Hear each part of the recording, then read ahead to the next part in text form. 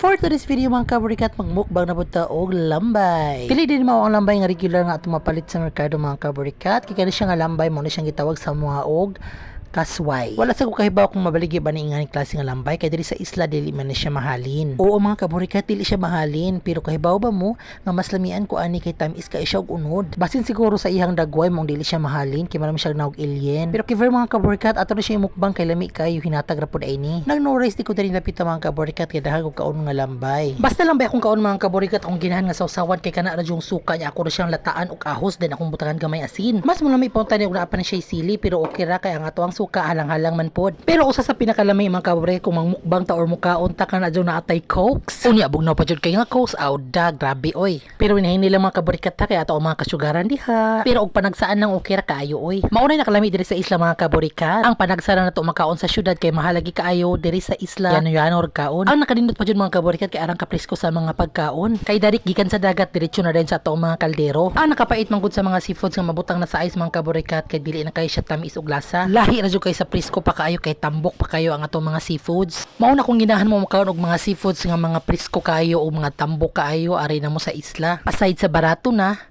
lamian pa. O mga kaburikat, makaingon jud kog lahi ra jud kay ang presyo sa syudad og diri sa probinsya. Kaning mga pagkauna dollar na kainig presyo sa syudad pero dili na presko. Diri sa isla grabe ka barato pero presko kaayo. Sama ka presko sa nagkaon diha nga burikat. Char! O grabe na jud kay nakong pag-enjoy nako diha pagkaon sa atong mga lambay, kit-kit sa paak sa mga kuyamoy. Mas mo lamay pa jud ang atong pag-enjoy sa atong crabs kung naatang adto sa kabaybayunan or sa kadagatan, magkaon-kaon. More to mga kaburikat, ako man ako kaon. Thank you so much for watching. Bye-bye and God bless everyone. Burikat!